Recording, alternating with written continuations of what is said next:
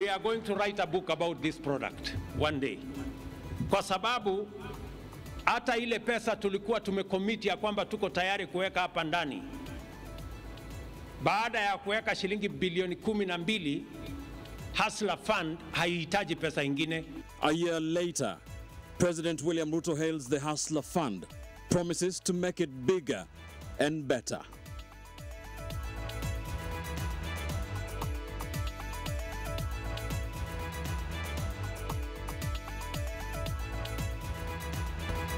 Live from Nation Center, this is NTV Tonight with Ben Kitili. Welcome to the broadcast. Our sign language interpreter tonight is David Agondoa. Opposition leader Raila Odinga is pushing for a referendum for some proposals in the National Dialogue Committee report. However, a referendum before the 2027 general election would be a blow to President William Ruto. This is according to political pundits who argue that the president must do all it takes to avoid a plebiscite. NTV's Ibrahim Karanja explains. From the onset, the proposals to have the entrenchment of the offices of Prime Minister and that of the leader of official opposition were made by the Kenya Kwanza side at the start of the dialogue with Azimio slightly over 3 months ago. And while effecting these two proposals alongside that of extending the presidential petition period requires a referendum, President William Ruto's safest bet rests in avoiding a referendum by hook or crook. Yeah, he'll be left with an egg on his face. And yes, it will damage his image.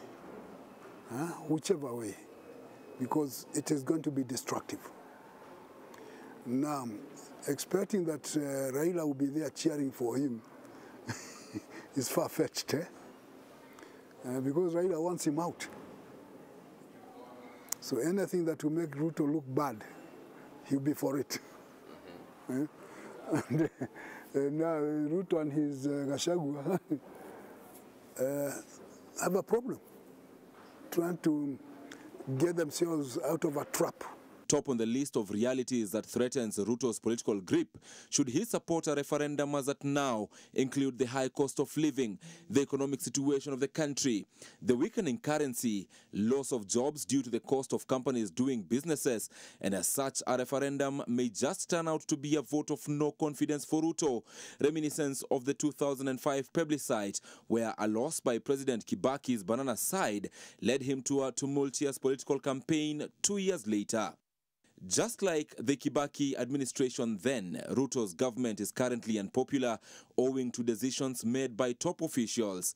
And just as it did in 2005, a referendum may just be what will catapult a strong political formation aimed at unseating the head of state at the end of his first term in office. Yet to avoid a referendum, the head of state may be forced to openly eat his own words, seeing as he had already committed to support and implement contents of the NADCO report, just few hours after it had been unveiled to the public. All the recommendations they have made, they are practical. We are going to work on those recommendations. But perhaps indicative of how the president might avoid leading his flock to the arbiter is the position by the breakaway faction of the Jubilee Party, led by Sabina Chege and Kanini Kega, which cites cost implications under the current tough economic situation as a reason not to have a referendum, at least not before 2027. For now, with the current cost of living, of course, the referendum is not recommended now. He has to use all the cunning ways, and he's a cunning man, to get out of there. But he's been known, he's been accused of reneging on promises. Not one, but many. So this would be just another one, but one with some good explanation. Yet, on the other hand, Raila Odinga may desperately hope that the country heads to a referendum, not for a contest that may result to a win, but due to the fact that it may dent Ruto's image. Azimio is all too aware of the current approval ratings for Kenya Kwanza and are keen on rocking the boat even more vigorously. According to Professor Munene, the ODM leader has an upper hand either way. A referendum will make him blame Ruto for further deepening the country's economic situation, and a refusal of a referendum by Ruto will give Tinga fodder for accusing the country's most powerful man on reneging on his promises. Yet, William Ruto is not a political novice and must be aware of the prospects of this reality. And touted as a master of political moves, how he navigates the drumbeats of a referendum while still yearning to implement NADCO's recommendation is a matter of wait and see. Ibrahim Karanja, NTV. In the meantime, Azimio leader Raila Odinga is accusing the Kenya Kwanza government of being ignorant to the worsening economic situation in the country. Odinga says it is time the Kenya Kwanza administration stopped blaming former President Uhuru Kenyatta's government and started working on undoing its shortcomings. NTV's Melita Oletenges now reports. Reducing the high cost of living is the missing piece of the puzzle that was lacking in the National Dialogue Committee report, with political pundits accusing Raila Odinga of abandoning the cause to fight for Kenyans. But Raila, speaking in Machakos County, has stated that President William Ruto is not heeding to solutions presented by Azimio. Sasa Kalonzo akaniuliza tufanye nini? Jamaa wamekataa hii. Nikamwambia Kalonzo, wewe wachana hao. Jamaa ni wagonjwa. Si wagonjwa. Si wagonjwa. Najaribu kumpatia dawa na hataki. Najua yeye anaugua. Si atakufa. Wacha yeye akufe tu.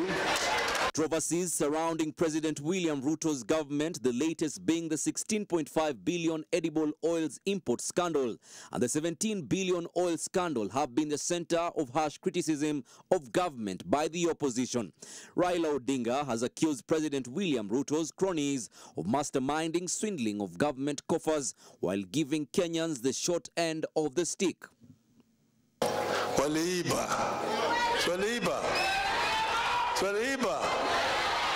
Lakini imekoma kwa koo. Imekoma kwa koo. Haiteremki.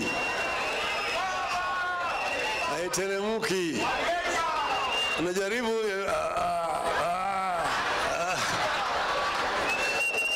haiendi chini na kutapika mbele hawatapiki.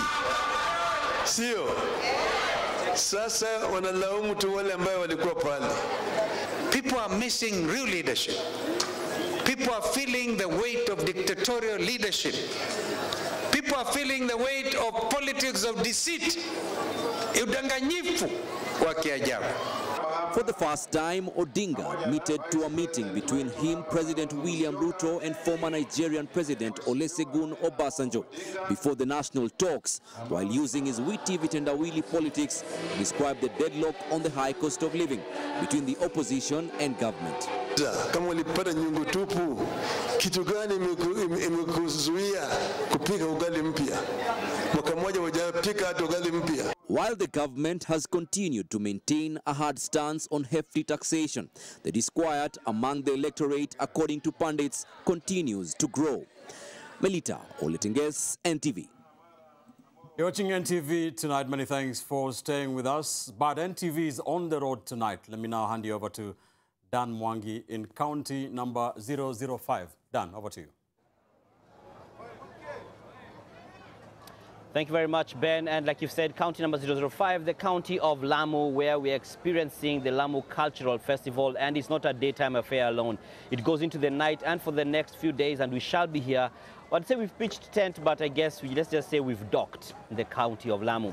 Now let's resume to some of the day's stories. And a week after the Kenya Certificate of Primary Education, that's KCPE, examination results were announced, a family in the county of Embu is expressing dissatisfaction with the grading of the exams. The family says results have mentally affected their son and they have had to resort to a counseling program to help him come out of the shock caused by the exam results. Our education reporter Rukia Bule has more. 2023 KCPE examination marked the end of an era. They were the last, but the results have been met with resistance by some parents and learners, some of whom sought redress in court. Many learners and parents have been unhappy with the results. But it's a lot worse for Frank Masharia. He has been lonely, staying most of the time alone in his room. We keep on checking on what he is doing. Frank, who was a candidate at Embu Shepherd Academy, used to score high marks throughout his academic years, but scored 371 marks in the KCPE results, which his parents say was way below his expectations. Nilipopigiwa simu na madam mwenye shule Embu Shepherd, nikaambiwa amepata 371, ikabidi nitoke kule niko nikuje nimuone nyumbani, na nilipokuja nilikuta amelia, akalia, nikajaribu kumuongelesha, nikajaribu kumwambia Maxi mzuri. In a statement, next CEO Dr. David Njengere said they got information that some candidates had a misalignment of marks, with some receiving grades for Kenya's sign language instead of Kiswahili. However, the CEO assured parents, teachers and candidates that the results are accurate in the NEC portal. No, things can go wrong. Error is to human. But we only need to get the truth, let the children get their rightful marks. When my mother tried to tell me this is not the end, you can still do better in high school, all I have worked for so hard, it all just went down in one exam. Just this week, parents and learners of the Kitengela International School moved to court, seeking to stop the start of the Form 1 selection process due to what they believe were irregularities in the KCPE exams grading. However, the High Court declined to stop the ongoing Form 1 selection, pending the hearing of 3 cases challenging the KCPE results. The Ministry of Education will go ahead to place learners in secondary schools based on the results announced by CS Ezekiel Mashogu. Rukia Bule, NTV. The death toll from flooding has now reached 136 after 16 more people lost their lives in the past 24 hours in several counties in the country. The government has been airlifting emergency resources to marooned families and has now launched a 24-hour toll-free number to report any emergencies. With heavy rains pounding various parts of the country, the death toll continues to rise by the day. 16 people have lost their lives due to flooding since Wednesday. Floods have affected over 92,000 households. The National Government Communications Center says a decrease in rainfall is expected across most parts of the country, with sunny and dry conditions prevailing over the northern half of the country, with occasional rainfall over the southern half of the country, including Narok, Homa Bay, Migori, Kisumu, parts of Kajiado, Taita Taveta, Kwale, and Makueni counties. 6,500 hectares of riverine Tana irrigated farms in Garissa County is flooded. A total of 3,370 acres of farmland in Wajir County has also been flooded. Farmers are advised to harvest mature crops and make use of temporary storage facilities. The government continues efforts to reach the displaced and marooned, with 10 tons of food supplies having been airlifted to Wajir. Supplies will be airlifted to over 3,000 marooned families in parts of Isiolo County by the Kenya Defence Forces. The National Disaster Operations Center can now be reached on a 24-hour basis on the number that I'm just about to read, which is 020 215 1053.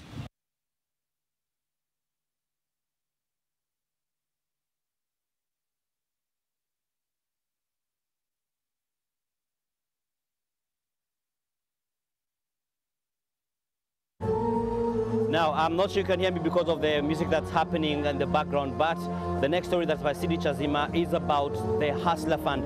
And it's a year since this was launched, and there's an event where the president officiated over, and now this story runs right now. At the first anniversary of the Hustler Fund, President William Ruto spoke on the challenges and successes of the fund. Additionally, the president came bearing goodies for those who have subscribed to the fund. Kwa sababu pesa yenu ni saving, Sasa tumekubaliana ya kwamba kila mtu ambaye amesave tutakulipa interest ya 12% kwa pesa yako. Mheshimiwa Rais. Starting this December, Kenyans with savings in the Hustler Fund will now qualify for a 12% interest. The person with the highest savings in the fund has accumulated a total of 634,000 shillings. Kila December tarehe 31 utakuwa unapata pesa yako ya interest kwa ile saving umeweka katika Hustler Fund. Additionally, those with savings will now be able to withdraw 30% of their savings. Leo mtakuwa na nafasi. Ile savings yako 30% ya your savings unaweza kuchukua leo uende ufanye naye biashara yako ingine. The government has promised to increase the loan limit for those who will not withdraw 30% of their savings in the next 1 month. Hawa Wakenya ni Wakenya milioni 1.2 ambao wako na nafasi ya kudouble their limits using their savings, so that we begin the journey to have a savings-led lending. In a move to encourage the culture of saving, government is promising to match the savings of 1.2 million Kenyans. Those with savings over 6,000 shillings will get a match of 3,000, while those with savings below 6,000 will get additional funds at a ratio of 2 to 1. The president says that the Hustler Fund is now self-sustaining, adding that from the 50 billion shillings the government planned to inject into the fund, only 12 billion has been used so far, benefiting Kenyans who have now borrowed 40 billion shillings. Out of 12 billion shillings, we have managed to lend almost 40 billion. As Kenyans pay, they borrow. So this product is sustaining itself. With only 12 billion shillings, we have this product up and running. The Hustler Fund anniversary celebrations brought together Kenyans from different walks of life, many of them small and micro enterprise owners. Deputy President Rigathi Gachagua and the Principal Secretary, Ministry of Cooperatives and MSMEs, Susan Mangeni, took this opportunity to dissuade Nairobi Governor Johnson Sakaja from hounding hawkers away from the central business district of Nairobi. We shall decriminalize work. Tafadhali, wacha kuwafukuza, wacha kumwaga njugu zao. Naomba kwanzia Mimi ninaomba kuanzia next week tunakaa chini na trade officers na sisi wote kutoka kwa 47 counties. Lazima tuongee jinsi tutatengea spaces za hao watu wauze biashara zao bila kusumbuliwa. The sight of these hustlers should not irritate anybody. We should love them the way we loved them. Wakipiga laini kutupigia kura. And we want to urge our county governments not to be pushed na watu wengine wale wako na mali matajiri kusukuma hao mahasola. Hao watu wako na mali hawakuwa wanataka sisi rais. Hawa ndio walisimama na sisi. According to statistics from the Ministry of Cooperatives, the Hustler Fund has already disbursed loans to Kenyans to a tune of 39.5 billion shillings. Out of this amount, 29 billion has already been paid. 22 million Kenyans have so far enrolled in the fund. Sydney Chazima, NTV. Elton, any countdown? Kumesema 1 minute. Short break on NTV tonight. Thank you for joining us. We have a lot more in store for you to even give you a sense of the Lamu Cultural Festival. Apart from the little sneak peek you saw at the beginning of this broadcast, we have a lot more for you. Stay with us.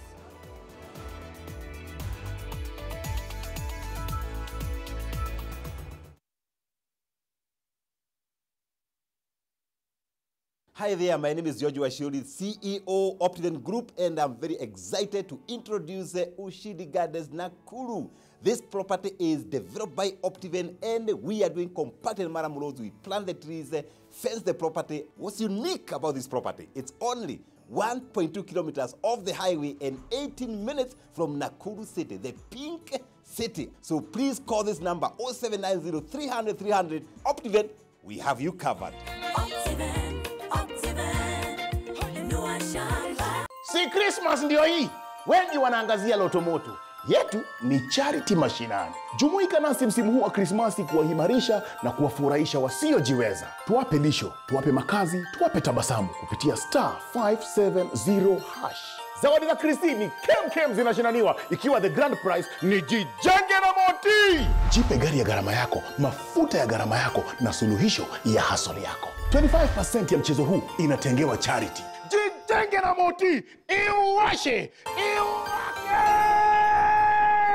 Lucky Game imedhaminiwa na eBet Kenya Limited. Aya, amna Go TV stream. It's free.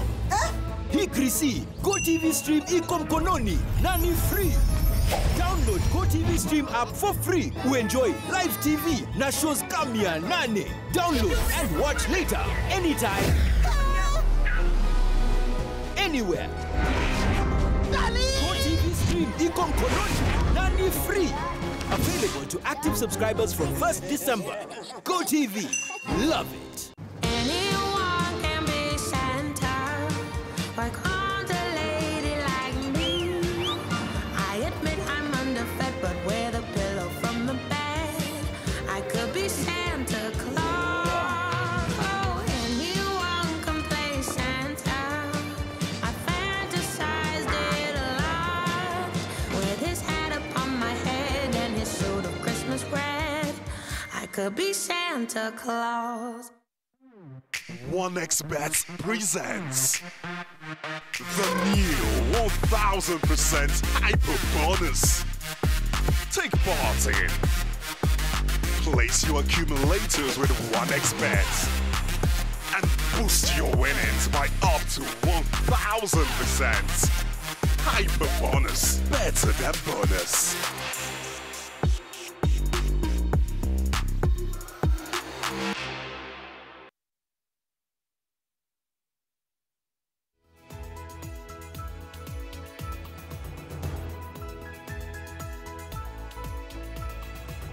For staying with NTV tonight, and we're glad that you could join us, and we're coming to you live from the county of Lamu, county number 005.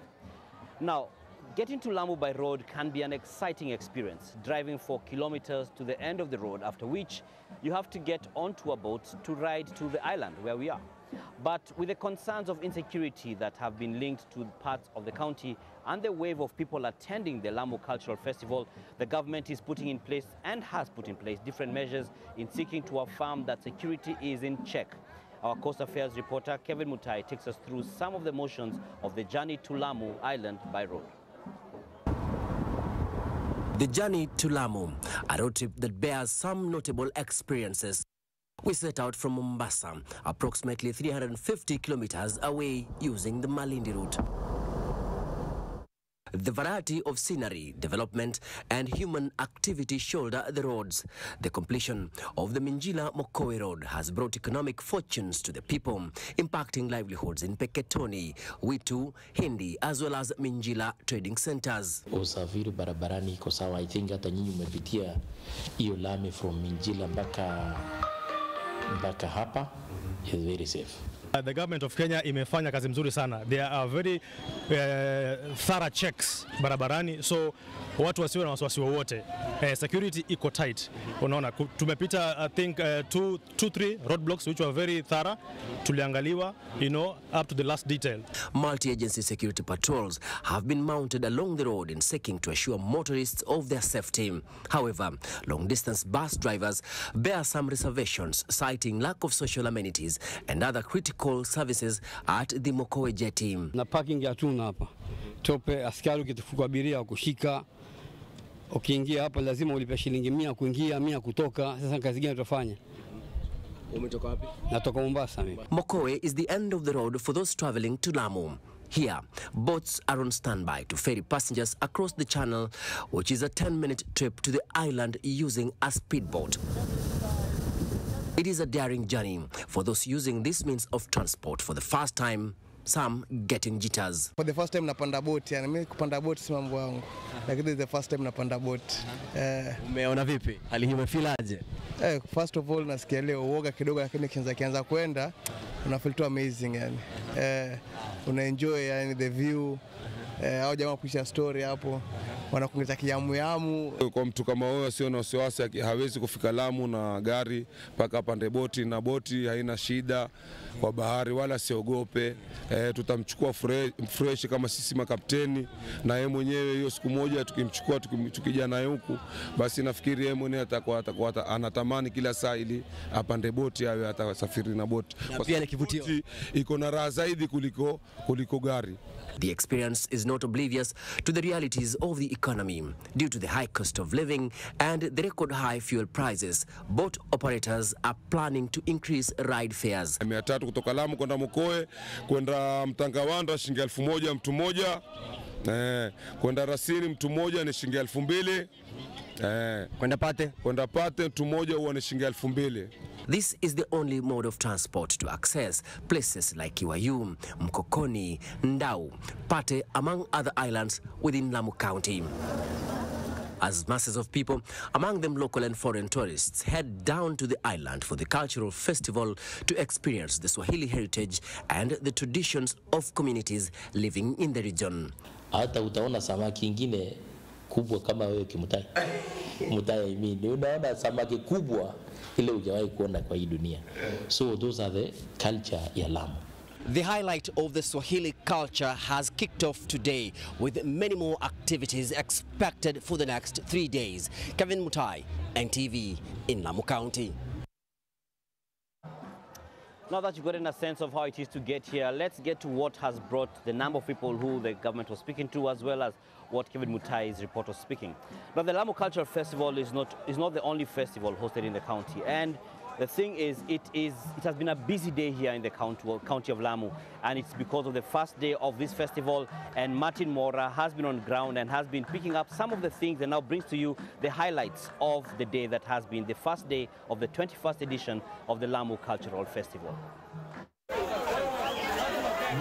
Early morning, and the visitors were all set for the events that marked the first day of the 2023 Lamu Cultural Festival.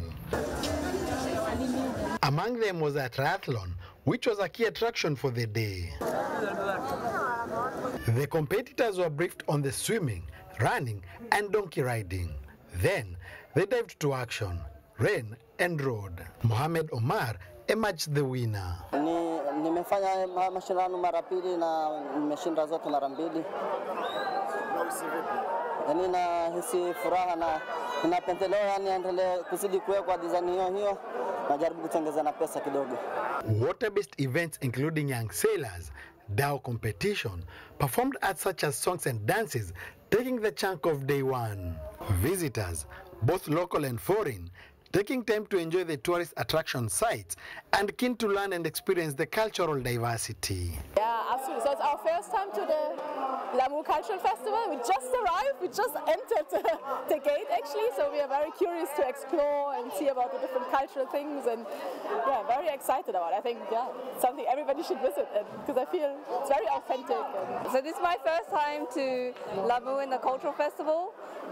I'm excited to check out the dances, to see the boat race, and we're going to follow the competition on a dhow later, and I think that'll be very exciting.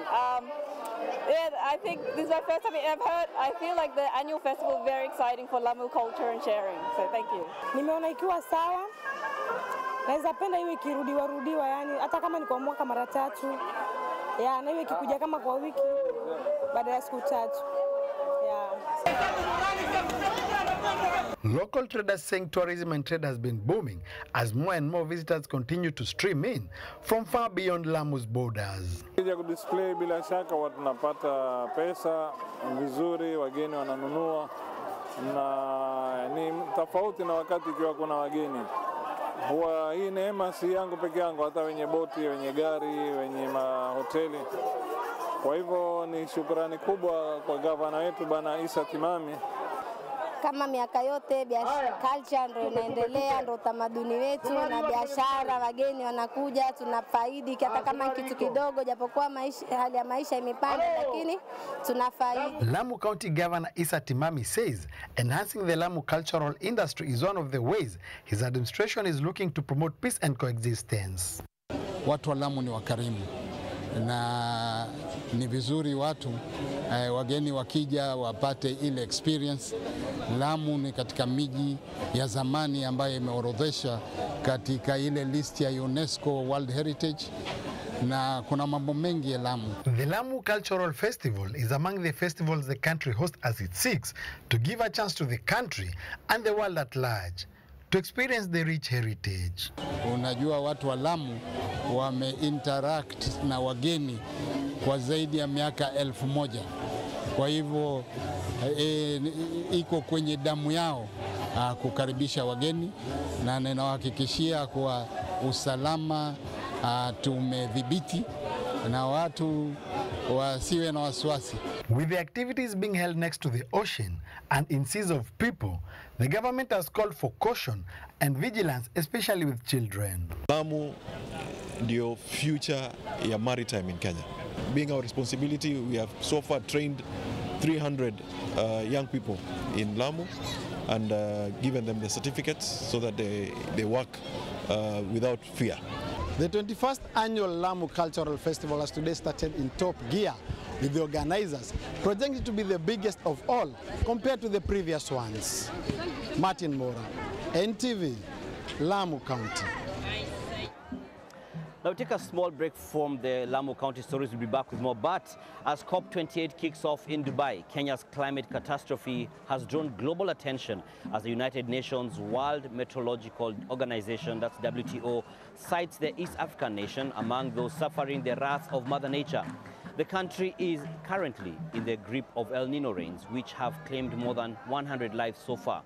Our sustainability editor, Zainab Wandati, now joins us live from Dubai. Yes, we're not just local, we go beyond the borders. Zainab, I understand that the WMO says 2023 has breached some significant climate extremes. Please break it down for us.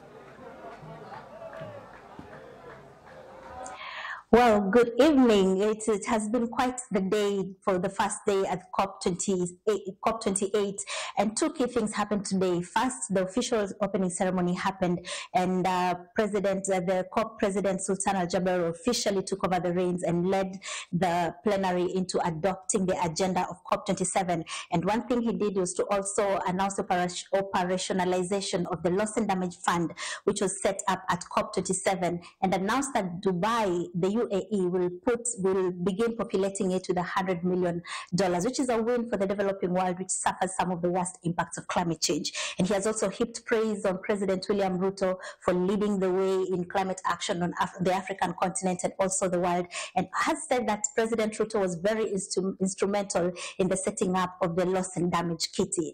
Now, the other key thing that has happened today is that the United Nations, the World Meteorological Organization, has released the State of Global Climate Report, which indicates that 2023 is on track to being the hottest year on record. And Kenya has been cited as one of the countries that are suffering some of the worst impacts of climate change. Right now, the country is in the grip of an El Nino, which has led to more than 100 deaths in the country, 136,000 deaths as of today's statistics.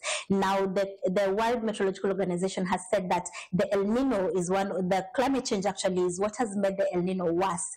And for every 1 degree temperature rise around the world, then the world suffers 7% more precipitation. So you see more rains, more flooding, and more severe flooding actually. And right now, as we speak, the world has already hit 1.4 degree temperature rise, and the world is on track to one of the Paris Agreement agendas. And what this COP is looking to do is to limit global warming to 1.5 degrees. But at already 1.4 degree temperature rise, it seems like it may not be an easy target to hit by 2030. But I can't speak some more when the scientists already have put words to it, and this is what the WMO had to say about the state of global climate.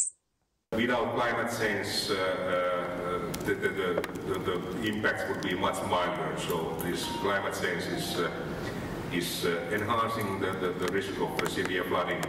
We estimate that 1 degree warming means 7% more humidity in the atmosphere, so when it rains more thanks to climate change. And since we are at the 1.4 degrees warming rate at the moment, that means that this flooding risk is increasing. And if you read the most recent IPCC report, it's demonstrating that half of the world has faced an increase of flooding events, and about 1/3 of the planet has faced an increase of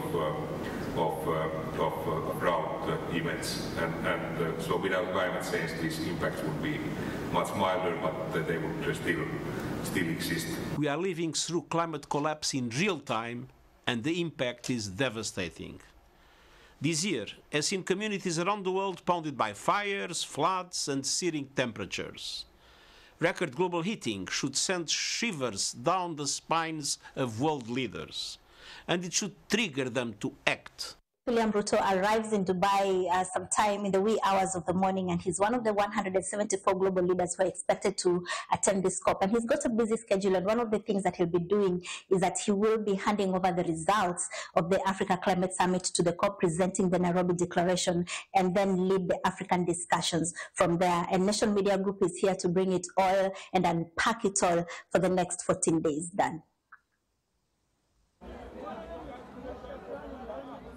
Thank you very much, Zainab, and we'll definitely be looking out for the updates you shall be giving us as we proceed. We'll take a short break on NTV tonight. Stay with us. We'll have more after the break.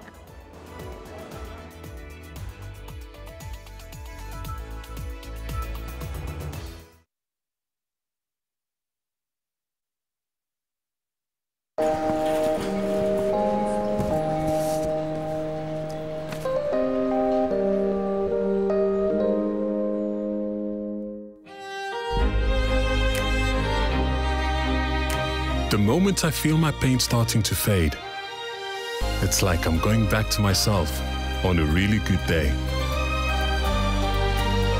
Panadol Extra releases you from strong pain. Panadol, release starts here. Masinde Muliro University of Science and Technology, a premier university in science, technology and innovation, announces the 20th graduation ceremony to be held on Friday, 1st December 2023 at its main campus starting 8 a.m. Follow us live on YouTube and Facebook page. For more information, visit the university website www.mmust.ac.ke. Masinde Muliro University of Science and Technology, the university of choice. Doors should not hold out opportunities. Doors are the gateways to progress. Ones that hold the key to equality. Let's take doors to places where there are none. Let's open big doors and small ones. KCB ni yetu. KCB is mine. KCB ni yangu. KCB ni yetu. For people, for better. Unangoja nini? Msimu huu wa Krismasi kwenye *570# kuna zawadi kem na pesa kibao. Ho ho ho! Wako pia ikiwa the grand prize ni Jijenge na Moti. Tunakupatia gari ya gharama yako. Comfort check, class check, mafuta kidogo. Iwashe iwake! License pia na driving school zimegharamiwa. Mbuzi pia ziko kibao. Kila 100 bob unaocheza nao kwenye Lucky Game inakupa 1 entry point ya kujishindia one of these motis. The more you play, the more you increase your chances za kujishindia. Increase zawadi zisikupite. Jijenge na Moti na *570# and la la la la la la la la. Lucky Game imedhaminiwa na eBet Kenya Limited.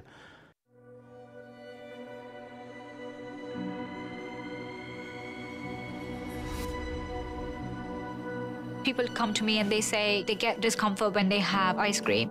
Can you imagine that? Avoiding having cold ice cream. Sensodyne gives you long-lasting protections against sensitivity. And people come in and they're like, oh, it works. I can have ice cream and I'm not in any discomfort. I recommend Sensodyne because it works. It's brilliant.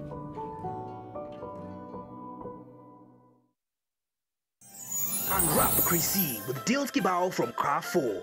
Shikarina vegetable oil at only 9.85. Daima UHT milk at 40 shillings. Fresh boneless chicken breast at 6.99. And red grapes at only 3.39 shillings. Unwrap Chrissy with deals kibao from Carrefour. How do you keep your toilets clean? I use normal detergent and bleach for washing. The detergent and bleach cleanless can leave behind yellowness, rust, and germs. Harpic's 10 times better cleaning compared to regular detergents and bleach, and kills 99.9% illness-causing germs in your toilet, including the COVID-19 virus.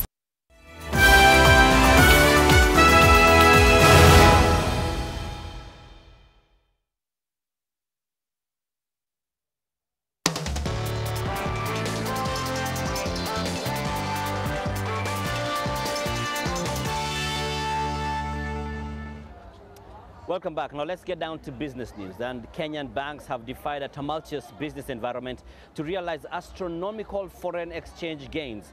This could be attributed to the dwindling shilling that has been losing ground significantly to the dollar in the recent past, with an average rate of depreciation by 17.7% against the dollar since January 2023. This rate of depreciation is more than double the 8.3% it shared against the unit in the whole of 2022. NTV's Brian George Otieno has more.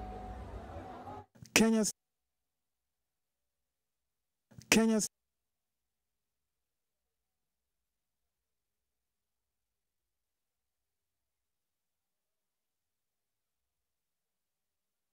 We apologize for that. We shall be reviewing that story. But staying on banks and billions, Family Bank Group has posted a 3.02 billion shillings profit before tax for the period ended September 30th, 2023. During the period, total assets increased to 140.97 billion shillings, a 9.6% increase from 128.5 billion shillings reported in September 2022.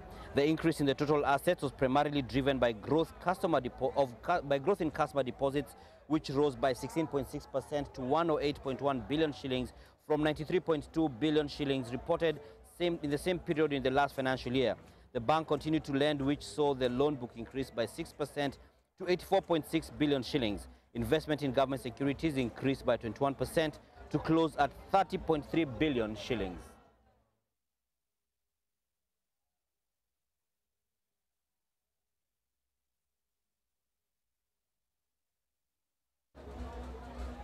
Now, right ahead of the festive season, Kenyan-owned supermarket chain that is Chandarana Food Plus has opened its 27th branch in the country with the aim of taking its services closer to its client base.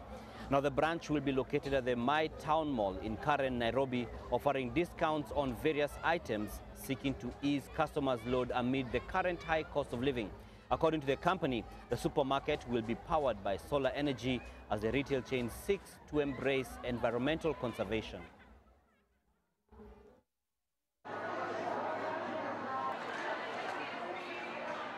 We want to make our customers to buy at their convenient time. That's why we are moving closer to our valued customers. This is now kind of a new way for them. It's also for all other retailers. And the things that we're trying to do is to really make it convenient for the shopper. These are green more already, and we are applying high-tech technology and being as green as possible. And actually, we have a solar system here, which we are metering into the mall. Let's go back to our top story on business news. And Kenyan banks have defied a tumultuous business environment to realize astronomical foreign exchange gains. Now, this could be attributed to the dwindling shilling that has been losing ground significantly to the dollar in the recent past, with an average rate of depreciation by 17.7% against the US dollar since January 2023. This rate of depreciation is more than double the 8.3% it shared against the unit in the whole of 2022. NTV's Brian George Otieno has more details. Kenya's Tier 1 banks recorded a 4.9 billion shillings jump in forex trading income to 57.8 billion shillings in the 9 months to September, helped by growth in revenue from those funding regional trade deals. Equity Group led the sector with an increase of 5 billion shillings in forex revenue to 13.9 billion shillings, but this was primarily from its regional subsidiaries, considering its Kenyan unit's income from revenue line fell by 768 million shillings to 4.02 billion shillings. Equity was followed by Standard Chartered Bank Kenya, whose forex revenue rose by 2.09 billion shillings to 6.3 billion shillings, and the Diamond Trust Bank with a 1.28 billion shillings jump to 4.54 billion shillings. I&M Bank and Stanbic Bank Kenya also grew their treasury income by 12.9% and 5% respectively to 4.2 billion shillings and 7.24 billion shillings. The contributions of forex trading revenue to the banking sector non-funded income mix has grown over the past 2 years, largely helped by the wider margins in the Kenyan dollar market on the back of higher demand and periodic shortage of the US currency. For example, in 2022, the demand for dollars rose due to high cost of importing essential goods such as petroleum products, wheat, edible oils, steel and pepper on continued COVID-19 induced disruptions in the global supply chains, which were exacerbated by the Russia-Ukraine war. Other recording lower treasury income were Cooperative Bank, down by 25% to 2.46 billion shillings, KCB at 2.4% to 8.19 billion shillings, and Absa Kenya by 2.3% to 4.86 billion shillings. Brian George, Otieno, NTV, Nairobi. That does it for NTV Business. But as we take a break, we'd just like to bring to your attention something really interesting on this side of the country. Now, many people wonder how vehicles get to Lamu Island, the few that are here, because not many are allowed. Actually, there's a certain space of distance that they don't allow even motorized vehicle, even border borders. But you can see now a vehicle that is on a boat. Now, this vehicle is been moved to a different island, not the main one that we are on here. And that vehicle is, we are told that the person who's handling the boat is waiting for the water levels to rise a bit further. And so this is how vehicles are moved from one place to another, because there is outrightly no road connection to this part of Lamu. And so that is how it moves, and we shall be sure to see if we get the action of this vehicle being boated. I would have said shipped, but that is not a ship, but boated away.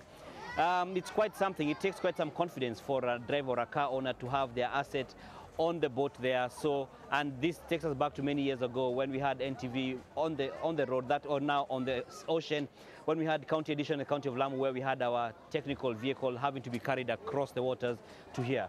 So that's just a little snippet of what some of the interesting things we are experiencing here in the County of Lamu are. We take a break on NTV tonight. We'll be back with more.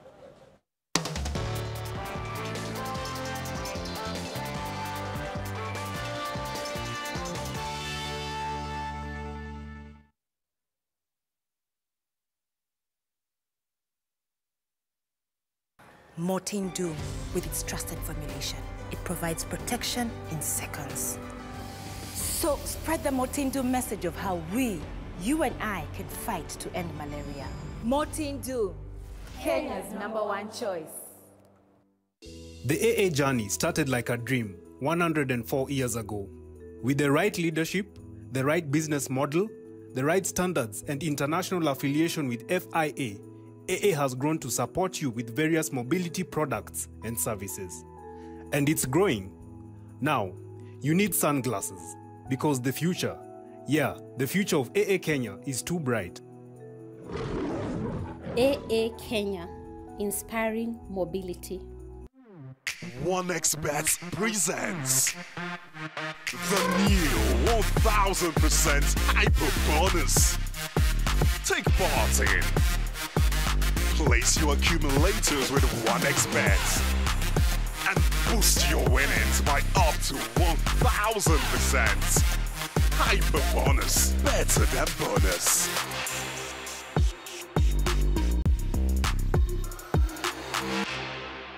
At Stanbic Kenya, we believe in your financial potential, and we are here to help you reach new heights. Enjoy an attractive interest rate of up to 14% per annum on your savings. Make the most of this exclusive offer today and let your money thrive. For more details, call us today or visit a branch near you. Stanbic Bank.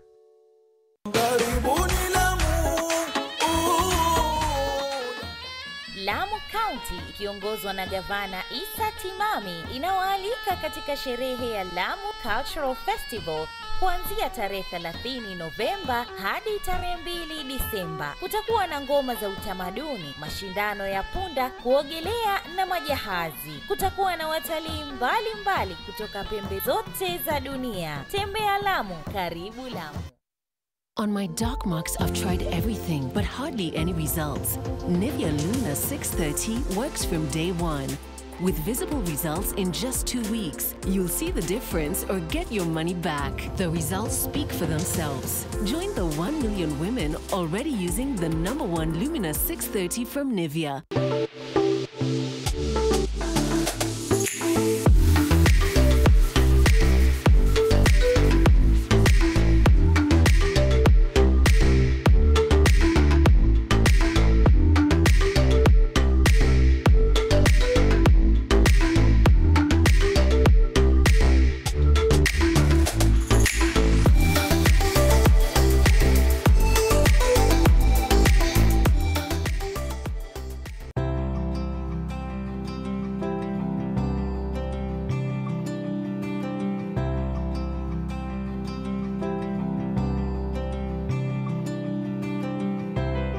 When you're finally released from pain. That moment when you start to get back to ordinary, and ordinary feels amazing. Whatever pain you're going through, release starts here. Develop a problem-solving mindset. Think critically and approach questions, challenges, and setbacks with a positive and proactive attitude. You'll gain a reputation as someone who wants to make an impact and get things done. Masinde Muliro University of Science and Technology announces the 20th graduation ceremony to be held on Friday, 1st December 2023 at its main campus starting 8 a.m. Follow us live on YouTube and Facebook page.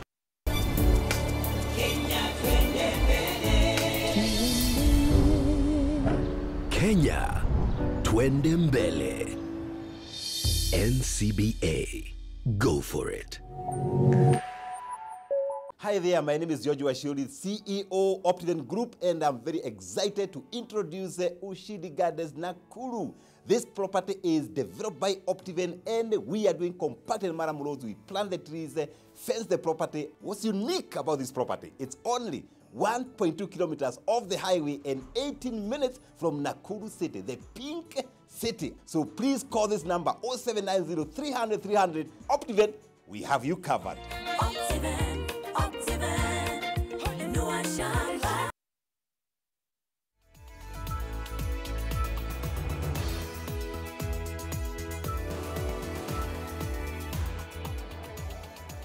Welcome back to NTV Tonight on this county edition, the Lamu Experience, the Lamu Culture. Now, the Lamu Cultural Festival is not the only festival hosted in the county number 005. It is among the more than 5 feats of the kind that capitalize on the richness of culture resident here. Bill Otieno takes us into the insights of the culture-rich county and home of festivals. This traditional bed draws the essence of the history of the Bajuni culture, preserved for the benefit of the generations after that which it was made in. The county is rich in history, culture, and tradition. This museum in Amu Island showcases the history of Lamu through pictures and sculptures. Lamu being the island, the UNESCO heritage, so we need to preserve our heritage. So museum is part of the way we are preserving our heritage. Ukiangalia vizazi wa sasa hawajui utamaduni wetu. Kwa hivyo unapotembelea makavazi ya museum, wanapata kuona historia. Pengine biharusi wa zamani alikuwa akipambwa namna hii, lakini wa sasa anapambwa namna tofauti. As the 21st edition of the Lamu Cultural Festival takes center stage in Lamu, it is building on the tourism and culture potential of the already tourism and culture-rich county. Watu wanatoka Nairobi, kutoka Mombasa, wengine kutoka mpaka Tanzania kuja kuangalia. Na wakija pia wanafurahi. Kwa sababu wanaona kwe wazee zamani walikuwa wakitumia nini? Utamaduni. Na wazee wakatuatia utamaduni. Na sisi pia hatukuacha mpaka leo. Tunaendelea nao. Lakini utakuja wakati utamaduni utaondoka kwa sababu watu watakuwa wasomi. Sawa? Hawatuangalia hii matana hiyo ilipita na wakati. Kwa hii sherehe ikitokea mimi huwa nimetengeza utamaduni wangu nyumbani wa hivi viboti. Nikija hapa kuna wageni wakiona wakipenda wananunua.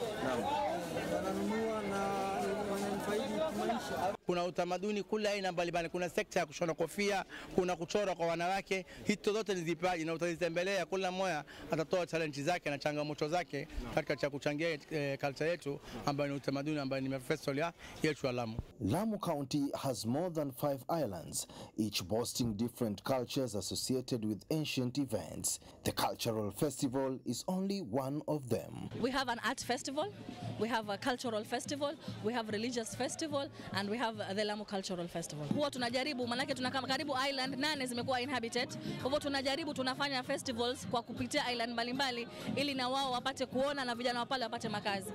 About 30,000 visitors are expected to visit Lamu Island this year to witness and experience cultural festival. Amongst the 6 festivals celebrated annually in different islands here in Lamu, this particular festival remains to be the biggest in terms of numbers of exhibitors and visitors as well. Bilocheno, NTV, Lamu. Now, a group of women in Lamu County has embraced octopus fishing as a source of livelihood, which has attracted hundreds of locals.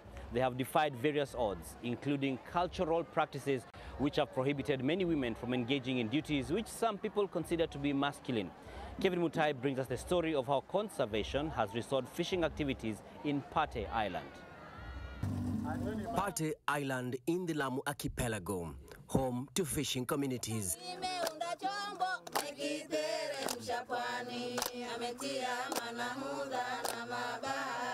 And here, women have the front seat in octopus fishing. The area was deserted and fishing has traditionally been a male-dominated activity, but these are some of the odds these women were up against and rose above. They wait for the falling tides to venture into the sea. Identifying octopus hiding spots within the corals requires patience and experience. They then use their spears or any sharp objects at their disposal to catch the 8 tentacled water creatures.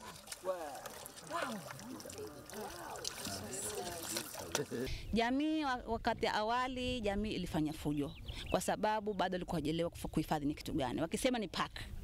Walisema ni park, lakini wanawake wakaanza kuingilia kufanya vikundi za wanawake. This has been a great source of livelihood for the women and the other people in this part of Pate. Uvuvi ni kitega uchumi kwa sababu uvuvi ndio mti wa mgongo kwa watu wa Pate. Kwa sababu 90% ni wavuvi. Na wavuvi imekuwa ni kama kwetu ndio biashara, ndio chakula, ndio kila kitu kupitia ndio shamba letu, ndio ofisi yetu ni bahari. The area has more than 100 hectares of octopus closures and other fishing activities are prohibited here. It is a protected zone with no access to other fishermen, an approach taken to increase the octopus population, which translates to high returns for the community. The octopus normally grow very fast, they mature very fast, and they have a short lifespan. They only have a lifespan of between 18 to 24 months. So after 4 months, an octopus is ready for harvest, and within 2 years, then it can die. So if you don't harvest, it is gone. Na tulipokufunga kuamua kufunga, tulifungwa kwa miezi 4. Wakati tulipokufungua kwa miezi 4, tukifungua tukapata kilo 186. Mara pili tukifungua tena tukapata kilo 868. Mara tatu tukifungua tukapata 1527. Tukasema hili shamba limenawiri vizuri na rasilimali yetu lazima tuhifadhi kwa sababu ya kizazi ambacho kwamba kitakuja. This is a 3-kilogram octopus among the marine species found here in Pate Island.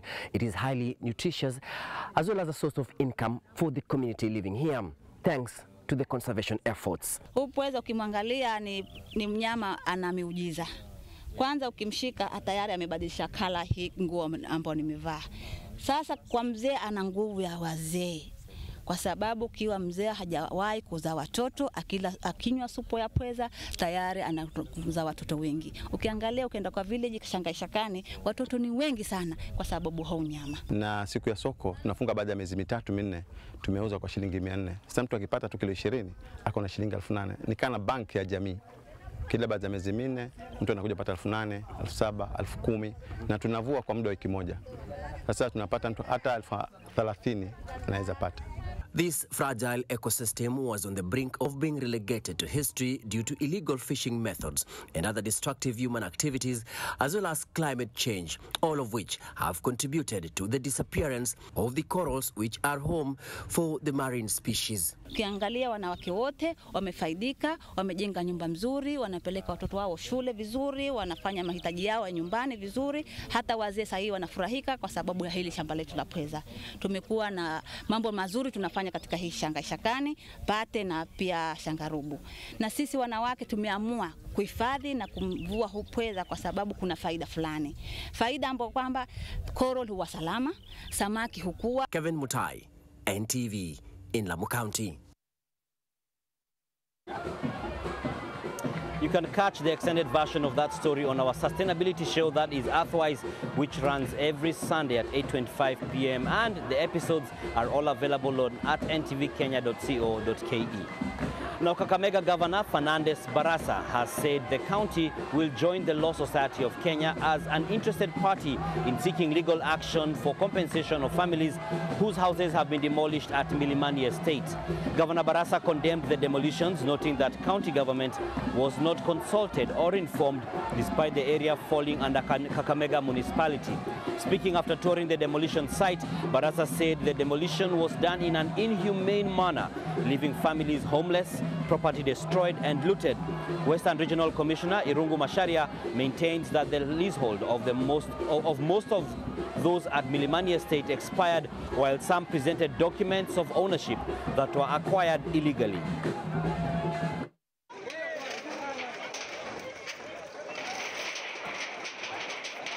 It is very clear that there's a lot of discrimination.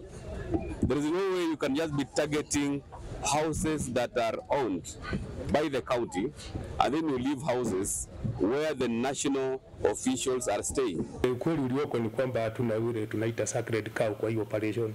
Hakuna mtu tunasema huyu sijui aachwe, huyu sijui abaki. So the issue of sacred cows hakuna. It doesn't matter who you are, as long as umekalia shamba ya public, you are coming for it. The government says it will from tomorrow begin a crackdown on all vehicles operating illegally as public service vehicles. Roads and Transport, CS, that's Kipchumba Murkomen, has urged the Matatu Owners Association to ensure that all Matatu operators are duly registered and taken through a training program as part of efforts to streamline the public transport sector. Here's NTV's Martin Mwangi with the details. Roads and Transport Cabinet Secretary Kipchumba Murkomen has directed the National Transport and Safety Authority NTSA in collaboration with the National Police Service to initiate a crackdown on all private vehicles that are operating as PSVs beginning Friday, December 1st. While meeting with the Matatu Owners Association, the CS has also urged Kenyans to be vigilant of such vehicles in order to ensure there is sanity on the roads.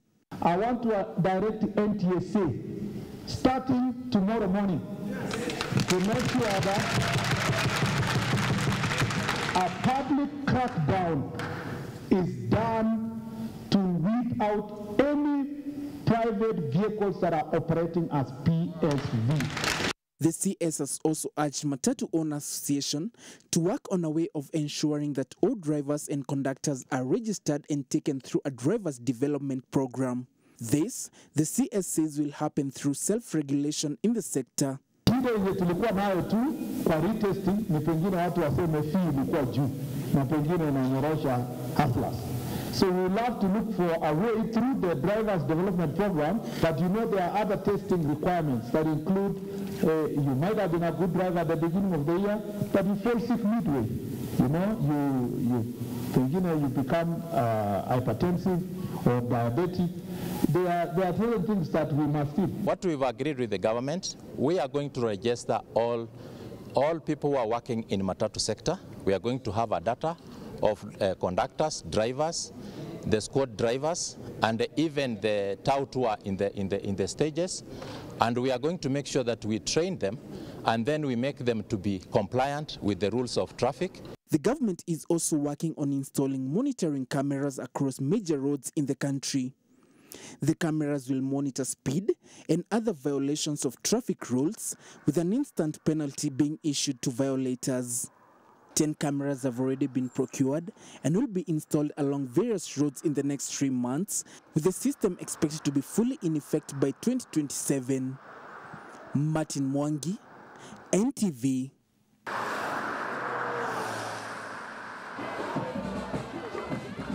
Now, 3 traffic police officers arrested by the Ethics and Anti-Corruption Commission, that's the EACC, have, in Naivasha, I should say, along the Nairobi-Nakuru highway, are waiting to be charged in court.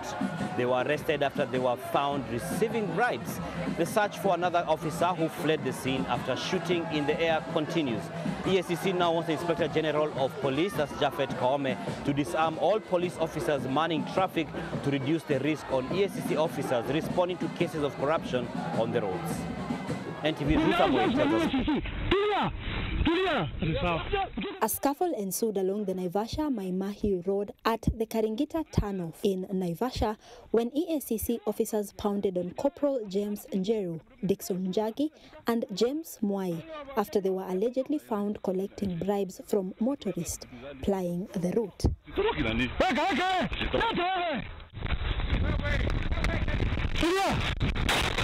A policeman who is yet to be identified, however, fled the scene after shooting into the air, threatening the EACC officers from making the arrests. One policeman managed to escape. He was armed and he tried to fire at our officers. Fortunately, there were no injuries, but he managed to escape. The 3 suspects were escorted to Integrity Center Police Station where they were processed before being taken to Kilimani Police Station waiting to be arraigned in court. It's too early to say what we're going to charge them for because we have to analyze the evidence, we have to check what is the position, and then from there, basically, normally you charge them for taking bribes, you charge them for obstructing EACC officers doing their work, and for that one policeman who shot and disappeared, of course, he will be charged for threatening the life of EACC staff in the course of their work. EACC CEO Twalib Mbarak now wants traffic officers disarmed. Traffic policemen and policewomen should never be armed unless it is extremely necessary for their own safety. So all this issue of major highway having policemen who are armed is meant to scare EACC officers, but we shall continue with our operations. The arrest comes barely a day after the sentencing of Corporal Julius Onyango Uguma and Constable Charles Masharia Wanjiru to 5 years and 1 year imprisonment, respectively. The 2 DCI officers were found guilty of receiving a bribe, concealing evidence and obstructing EACC officers in the line of duty. To us, that is a very good move from the judiciary. It gives us support that EACC officers, when they're executing their work, they are supposed to execute their work without anybody obstructing them, either physically or the use of arms, especially the law enforcement. Ruth Sarmoi, NTV.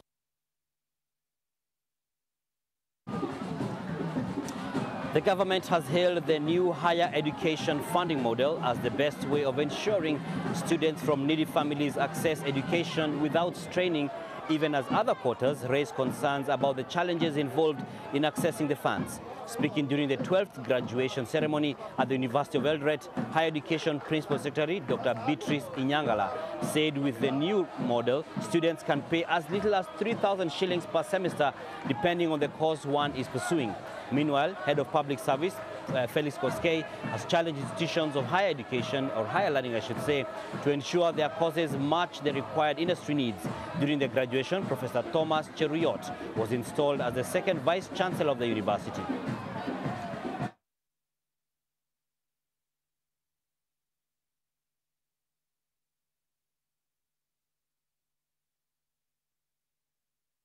The most expensive program, which is medicine, a student from modest means will pay only 30,000 shillings from household contribution if they are studying medicine at a cost of 600,000. To survive in the 21st century, we must come up with robust educational curricula designed to equip and enable the learners to develop own intellectual capacities relevant to the world of today. Modernization of our farm and engaging in agribusiness will contribute to innovative solutions to pressing issues such as dwindling funding.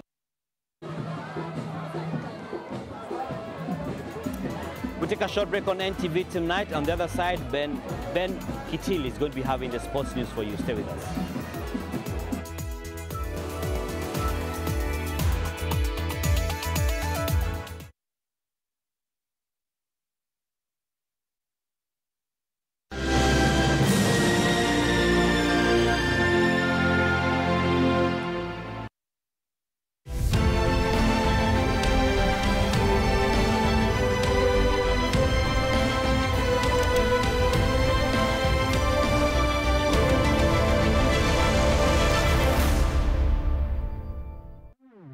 OneXBet presents the new 1000% hyper bonus.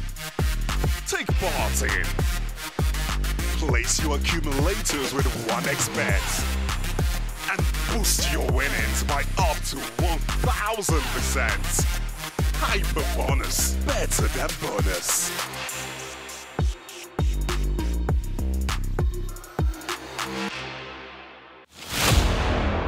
If I don't win, I will accept not winning, and I will support and stand behind my new leader. What do you think about visa-free for the entire continent? It should be gradually introduced.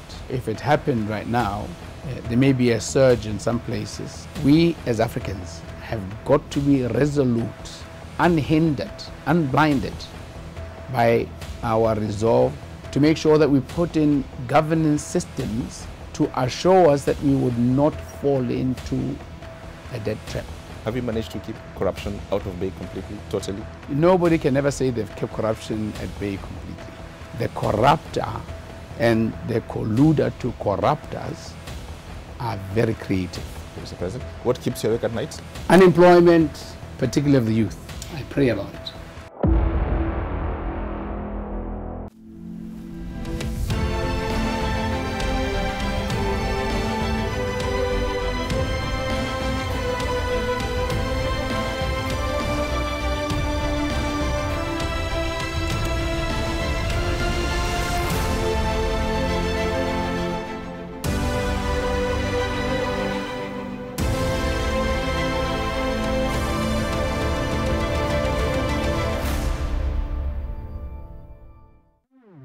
OneXBet presents the new 1000% hyper bonus. Take part in.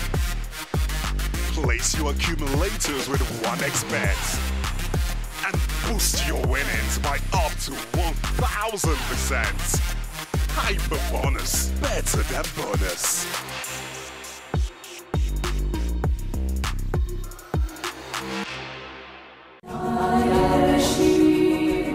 Botswana stands tall as a shining example of democratic values and good governance in Africa.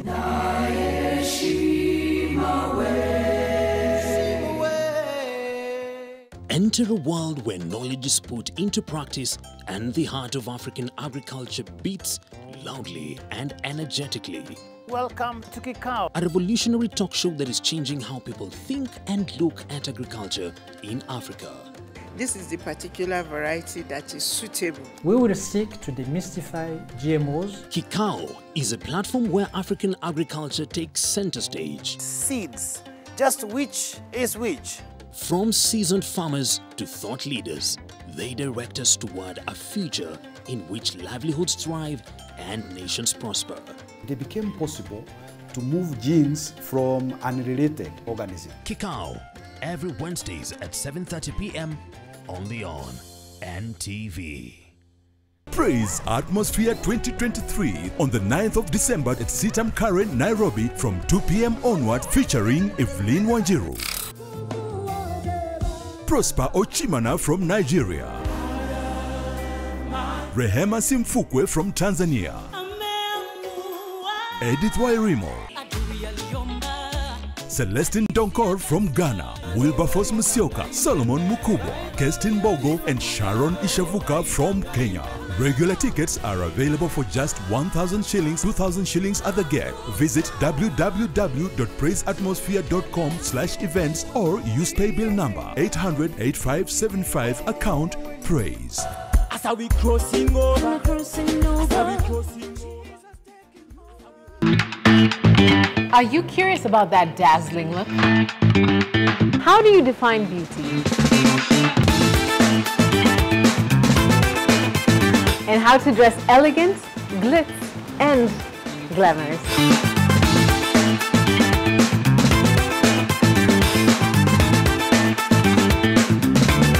The Glam Show is here to answer all those questions and show you what's popping and what's the latest in the beauty and lifestyle world, because you need it.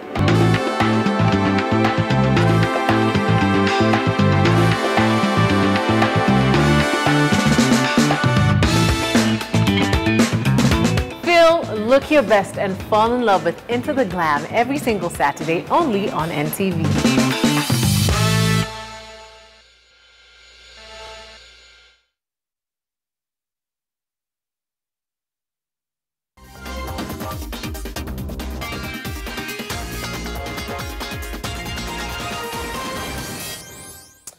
Welcome back to the broadcast. Let's now take a look at what's happening in the world of sports. Let's start with some rugby news. And the national men's rugby sevens team and the women's sevens team will not be traveling to Dubai for the invitational tournament due to logistical reasons. According to a statement released Thursday night by the Kenya Rugby Union chairman, the two teams will not be able to travel to Dubai for the tournament, which is played concurrently with the HSBC Sevens Series. Kenya was relegated last season from the World Sevens Series and was set to feature in the Invitational Tournament as a chance to prepare for the Challengers Series. Shujaa was to face R1OC Selects, Whalers and Speranza. The Lionesses were grouped with Ireland, Rhinos Stompers and USA Falcons. The national men's rugby sevens team and the women's sevens team will not be traveling to Dubai.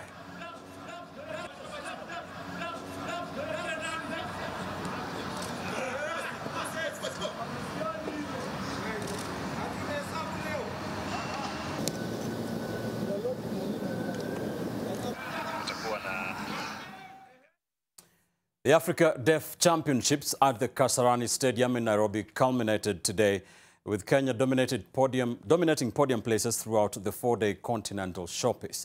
However, the event was marred with low fan turnout, with the 64,000-seater stadium almost empty. Our reporter Hilary Anekia spent the last day at the Kasarani Stadium. Now tells us why stakeholders are calling on fans to support the sport more.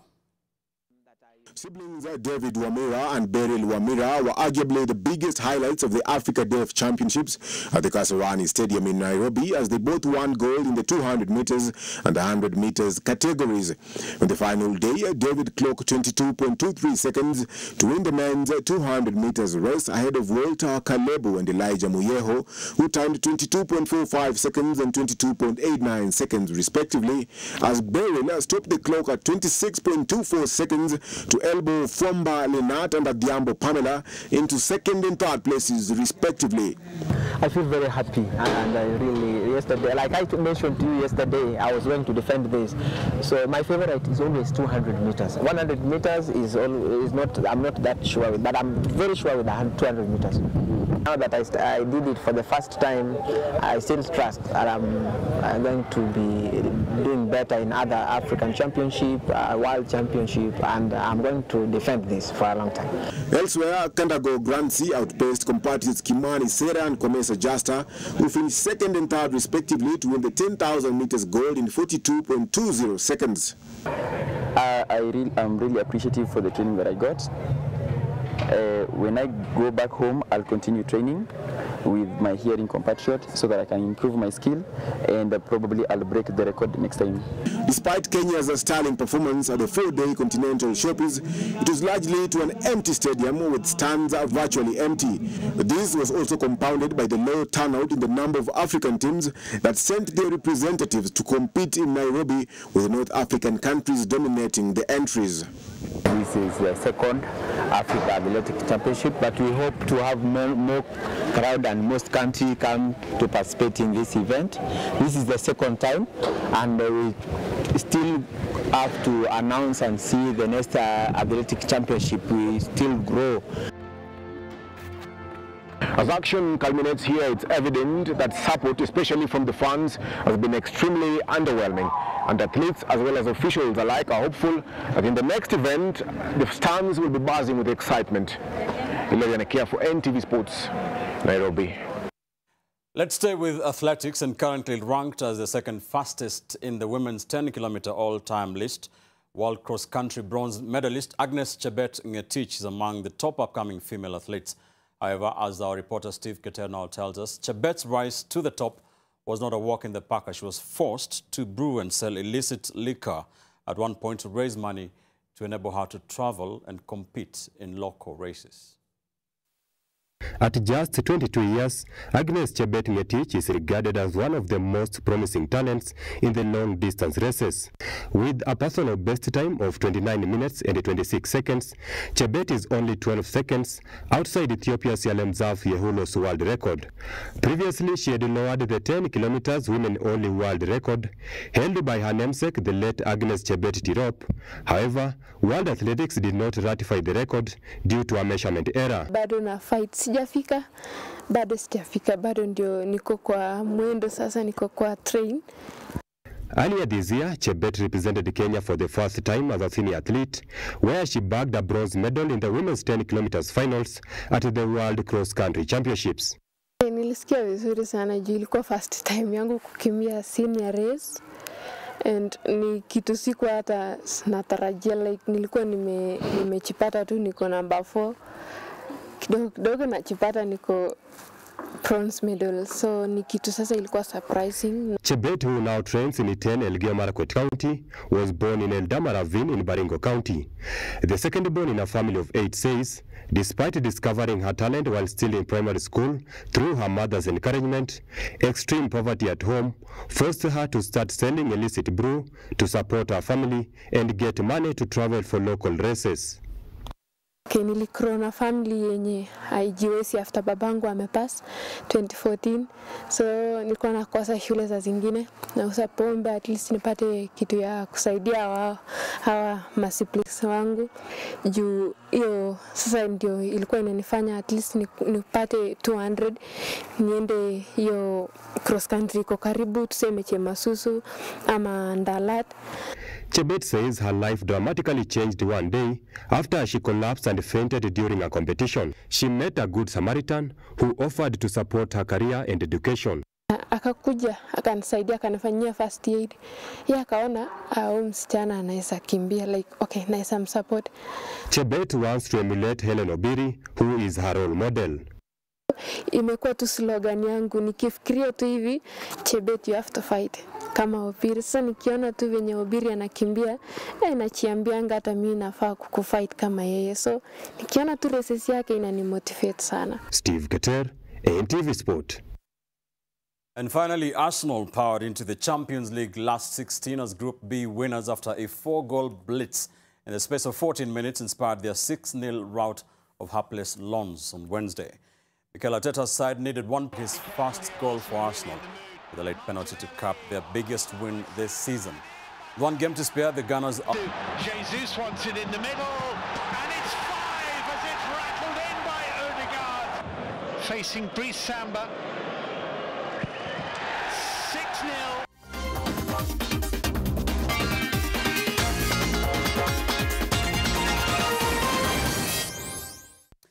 And that's all for us here at the Nation Center in the capital. But remember, we are on the road tonight to county number 005. Let me take you now to Dan Mwangi and crew in the county of Lamu. Dan, over to you. Thank you very much, Ben. And yes, it's a wrap for the first night of NTV on the road, the Lamu County edition, where we're here to give you a very good picture of what's happening at the Lamu Cultural Festival, the 21st edition of this. And it's night time. It's past 10 p.m., but you can see how busy this place is. The streets stretch all the way back, both sides of the camera, and it's busy. On the other side, we have some activities happening, some recital of poetry and music, and so it's quite an a different nightlife from what many are used to, but this is Lamu, and we're here to experience the culture and the people and the heritage of the county of Lamu, and we shall be here for another 2 days when we shall bring to you some of the insights around here, as well as culminate in an interview with the governor, that is Issa Timami, on Saturday night. So you don't want to miss any of this, and we shall be giving you updates. Check out our social media platforms as well as our website, ntvkenya.co.ke. We have a lot in store for you. It's a wrap for us. Myself next to the ocean in the sea of people. Have yourselves a good night.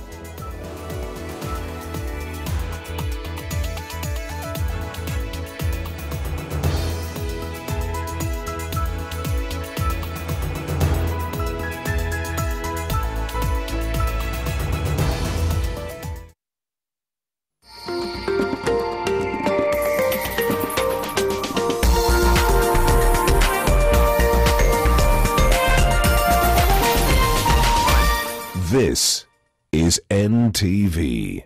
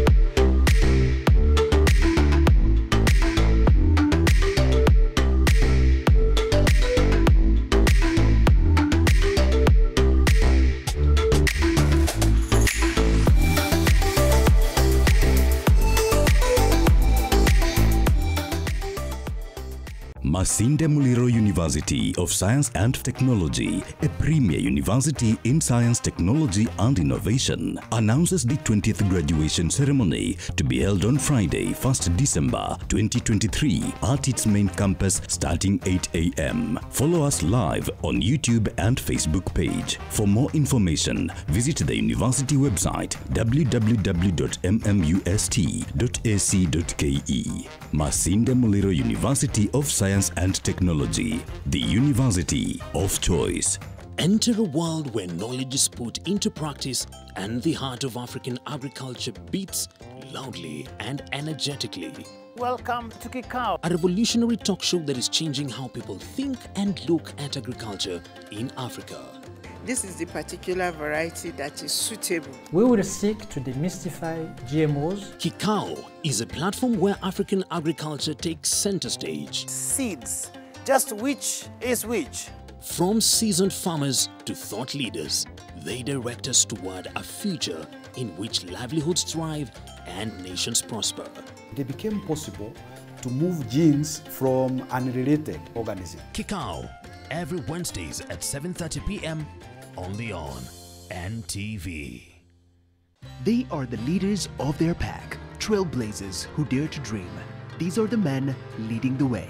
Meet the creative disruptors, sports enthusiasts, tech geniuses, corporate gurus, finance and legal experts, among many other professions, who are powerhouses shaping the future only in the Business Daily Top 40 Under 40 Pullout. Available exclusively in your copy of the Business Daily on Friday 1st December 2023 when we unveil this year's Top 40 Under 40 Men winners. Business Daily. More possibilities. Natalia, did you ever try to find out who her birth mother is? I want to know why you did what you did, so tell me everything. Forgive me, Bridget, but I'm losing my trust in you. Why do you say that? You're not gonna pull that again. If you want me to give you a confession, you need to tell me first what brings you here. Father wants you to help me, please. Head over heels. The Motindum liquid electronic device reaches every corner, giving your loved ones a peaceful sleep. Together, we can fight to end malaria. Motindum, Kenya's #1 choice.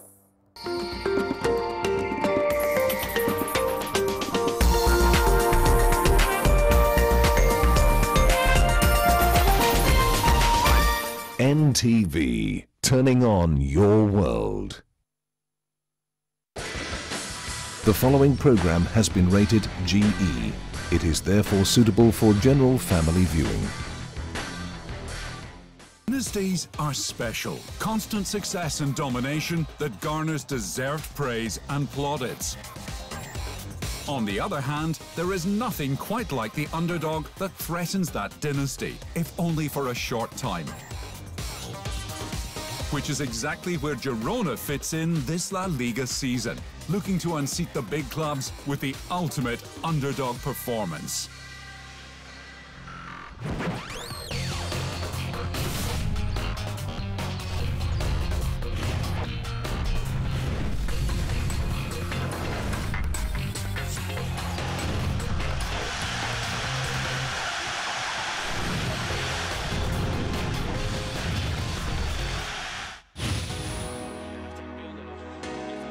It has been 20 years since a team other than Real Madrid, Barcelona or Atletico Madrid won La Liga title.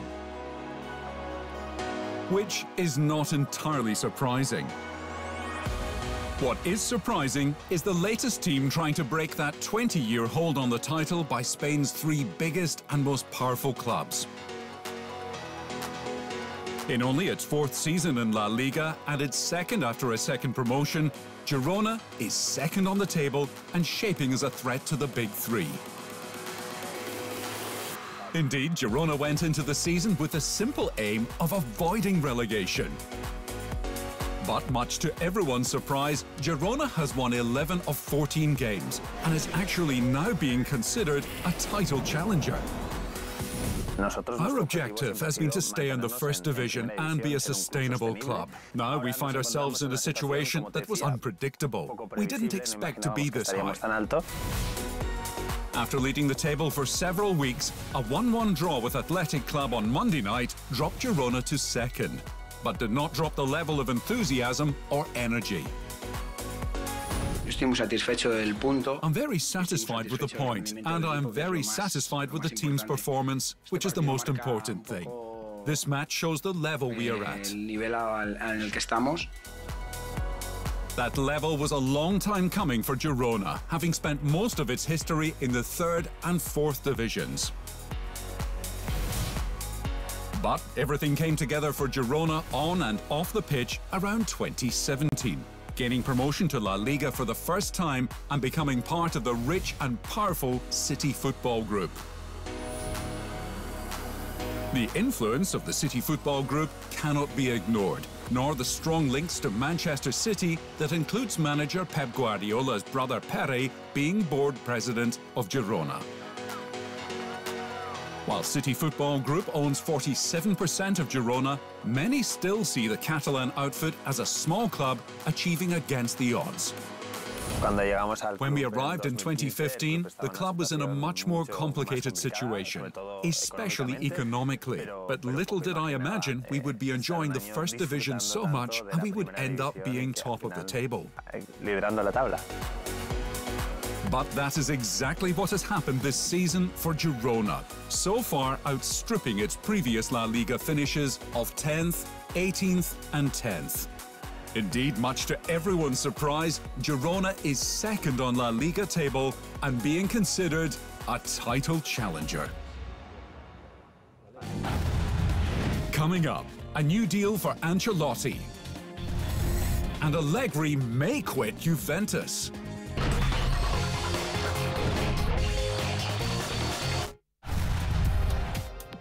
It is always nice to be wanted, and that certainly seems to be the case for veteran manager Carlo Ancelotti.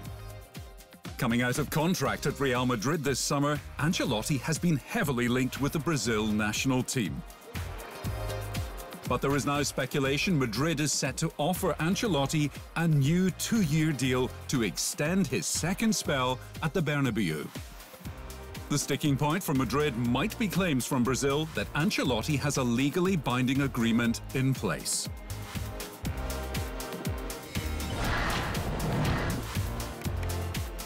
It has been a turbulent second spell at Juventus for Massimiliano Allegri, and there are suggestions it is wearing thin for the manager. Indeed, there are reports Allegri will opt to leave at the end of the season, opening the way for Antonio Conte's return to Juventus. Manager of Juventus from 2011 to 2014, Conte led the Bianconeri to 3 straight Serie A titles before bossing Italy, Chelsea, Inter Milan and Tottenham.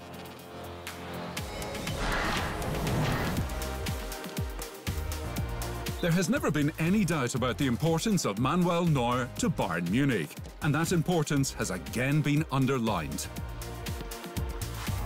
Coming off serious injury, Neuer has shown top form, and he and long-time backup Sven Ulrich have been given contract extensions through to 2025. I'm happy to be part of the team, to really push on, and that our journey will continue until 2025. We have big ambitions. Now 37, Neuer was out for 10 months after breaking his leg in a skiing accident, but has returned strongly, posting 4 clean sheets in 7 appearances for Bayern this season.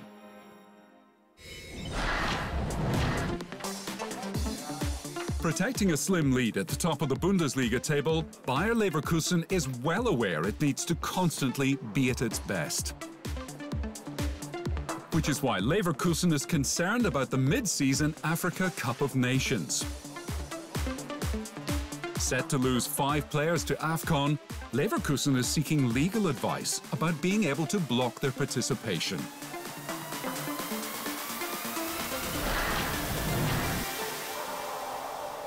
One of the key pillars of Liverpool's recent successes, Alisson is also one of the world's best goalkeepers. Which is why Liverpool may be a little anxious about upcoming games, given Alisson has been sidelined by injury. Not day by day, we're not gonna play tomorrow, not on Sunday. Probably not a week after, then it should be kind of okay.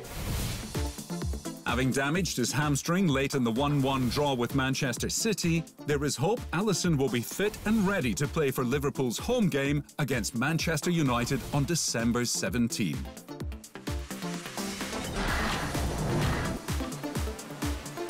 Sitting in the middle of the Ligue 1 table, Nantes is more in danger of relegation than qualifying for Europe. So, having gone winless in 4 games, the club has opted for a change of manager, bringing in former Lille boss Jocelyn Gourvenec.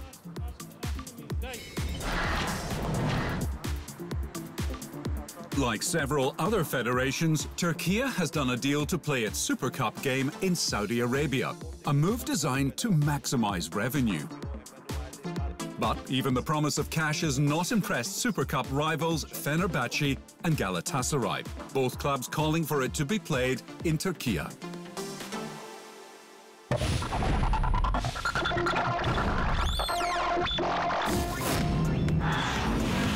While Bayern Munich played out a scoreless Champions League draw, Manchester United gave up a 2-goal lead in a 3-3 draw with Galatasaray, as PSV edged Sevilla and Arsenal hammered Lens.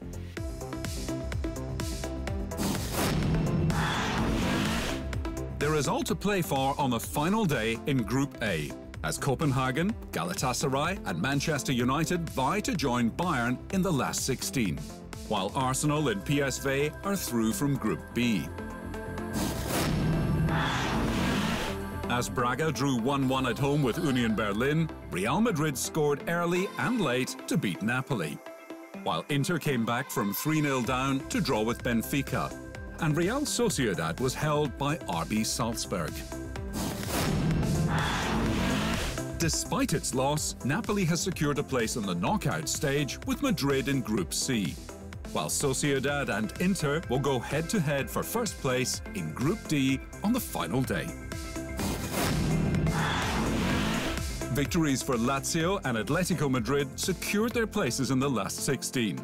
Likewise for Borussia Dortmund after beating AC Milan, while PSG got a stoppage-time equaliser from a controversial penalty against Newcastle. In my opinion, it wasn't the right decision.